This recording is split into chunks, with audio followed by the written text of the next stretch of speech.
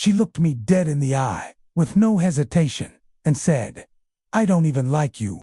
That was the last thing I heard before I vanished from her life, without a single word, without even a goodbye.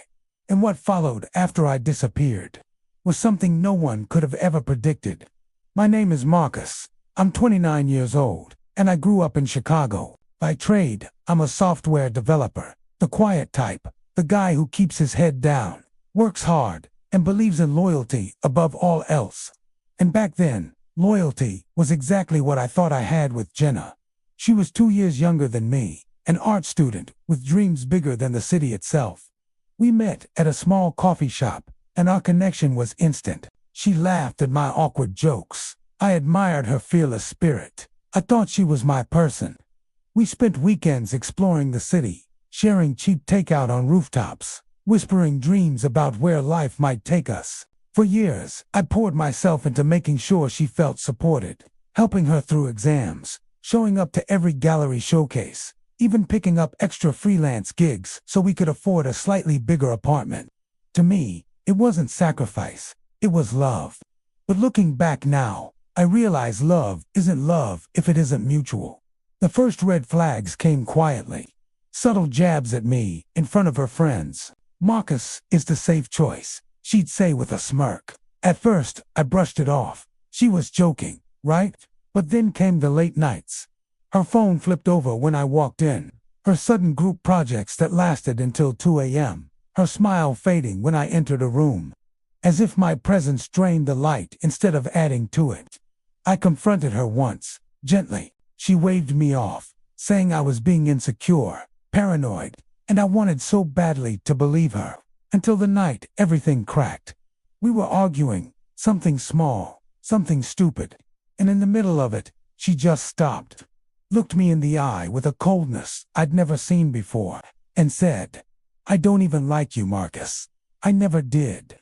The words hit me harder than any betrayal I'd imagined, because it wasn't just about cheating. It was about contempt, about being used, and in that moment, something inside me went silent. The truth revealed itself days later.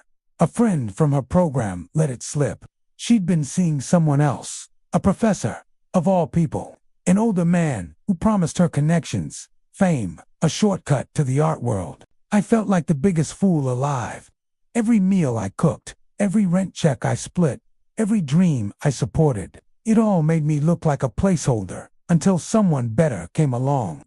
The heartbreak was sharp, but the anger was sharper.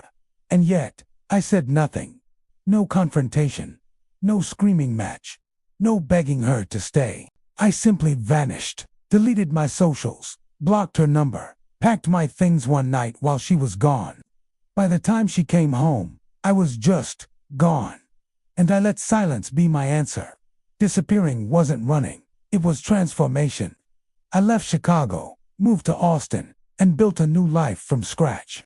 I poured myself into my work, launched my own startup, and for the first time ever, invested in me. It wasn't easy.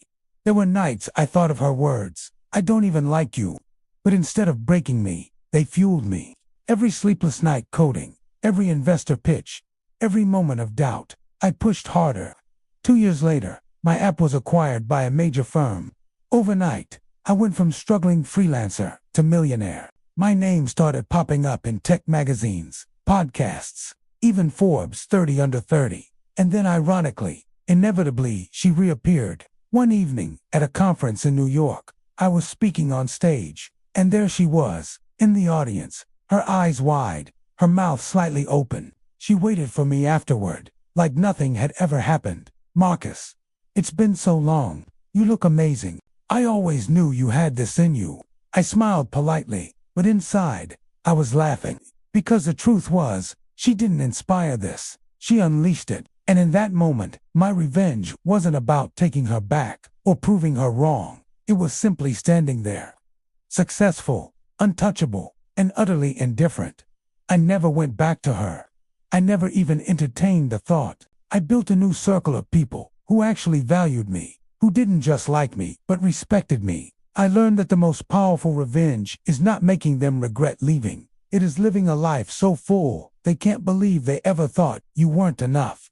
So when she looked at me with those pleading eyes, all I said was, "You were right. I wasn't the one for you, but I was always the one for me." And I walked away, lighter than ever. When someone tells you they don't like you, believe them, let them go, and then, without bitterness, build a life so strong, so undeniable, that the silence of your absence speaks louder than any goodbye. Subscribe to SilkMirror for more unapologetic true story, where betrayal meets poetic justice.